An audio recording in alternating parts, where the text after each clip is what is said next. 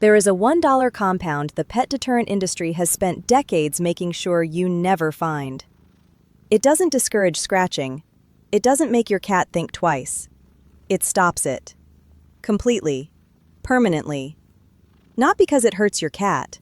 Because of a neurological response built into every cat on Earth that your cat cannot override no matter how much it wants to. The pet industry charges $18 to $60 for sprays that work around this response. This compound triggers it directly.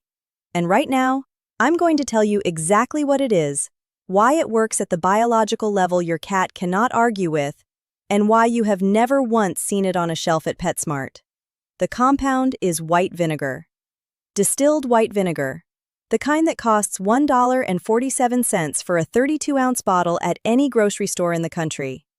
One bottle makes enough deterrent spray to treat every piece of furniture in a 3-bedroom house, with enough left over to last you 6 months. The commercial cat deterrent spray industry, and it is an industry worth over $400 million annually, sells you diluted versions of acetic acid compounds, bitter apple extracts, and citrus concentrates in a 7-ounce bottle for $18 a pop. Bottles that run out.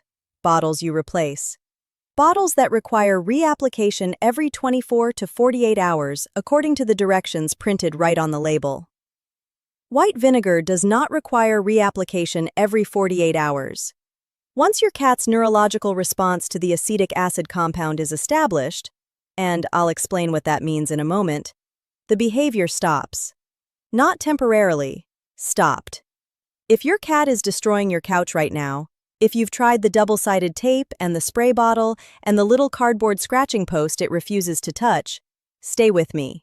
Because the reason those things didn't work is not your cat. It is the fact that none of them address the actual sensory mechanism driving the scratching behavior. White vinegar does. Cats have an olfactory system roughly 14 times more sensitive than a human's. Not more sensitive in a, they can smell things we can't way. More sensitive in a way that means an odor that registers as faintly sharp to you registers as an overwhelming, neurologically aversive signal to them. Acetic acid, the active compound in white vinegar, sits in a specific category of scents that cats are hardwired to avoid. Not trained to avoid. Hardwired. The response lives in the same part of the feline nervous system that makes your cat flee from a predator. It is not a preference. It is not a mood. Your cat smells concentrated acetic acid, and its nervous system files it under leave immediately. This is documented in veterinary behavioral literature going back decades. Agricultural and homestead communities knew it before that.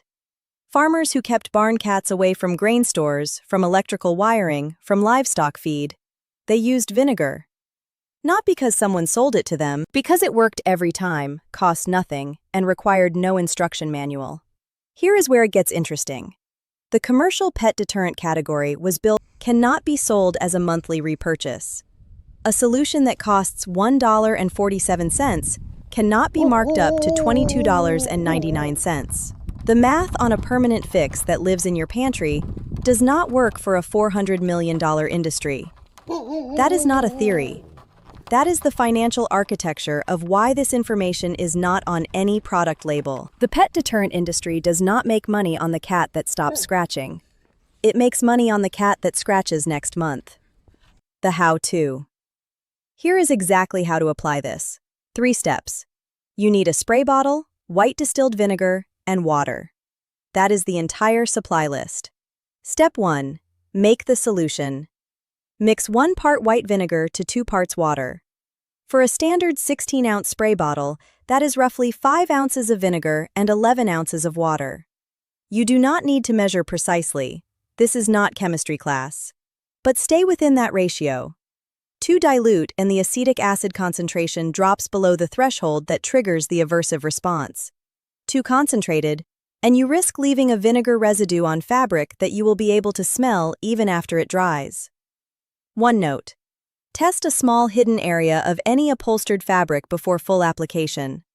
White vinegar is safe for most fabrics and will not stain or bleach, but every couch is different. Spray the underside of a cushion, let it dry, check it, then proceed. Step 2. Apply to the scratching zones. Spray directly onto the surfaces your cat is targeting, the corners of the couch, the arm of the chair, the carpet edge they've been pulling up. Apply until the fabric is lightly damp, not soaked, not misted. Lightly damp. The vinegar smell will be noticeable to you for roughly 20 to 30 minutes. It fades entirely to human senses within an hour of drying. To your cat, the acetic acid compound remains detectable on the fabric at behaviorally significant levels for 5 to 7 days after a single application. Step 3. Reapply once in the first week. Here is the one part that requires repetition. Apply a second time approximately 5 to 6 days after the first application. This is not because the deterrent wears off entirely. It is because you are establishing a consistent aversive signal during the window when your cat is most likely to attempt to return to the furniture. 2 applications in the first week. After that, monthly reapplication is enough to maintain the behavioral redirect. Most cat owners who follow this sequence report complete cessation of furniture scratching within 10 to 14 days. 2 applications. $1.47. Done. A note on cats specifically. White vinegar at the ratio described above, 1 part vinegar to 2 parts water, is non-toxic to cats. It is not ingested in this application. It is a topical surface treatment. Cats who groom near treated surfaces are not at risk. If your cat has any skin condition, open sores, or is currently on veterinary prescribed medication for a skin issue, do not apply this to a surface they sleep directly against. Use it on the scratching zones only, away from bedding. For kittens under 12 weeks, hold off on this until they are older. Not because it's harmful, but because kittens at that age are still developing the full neurological sensitivity that makes this work. One additional option. If your cat has a specific spot on the carpet they return to repeatedly, lay a sheet of aluminum foil flat over that spot in addition to the vinegar application on surrounding furniture.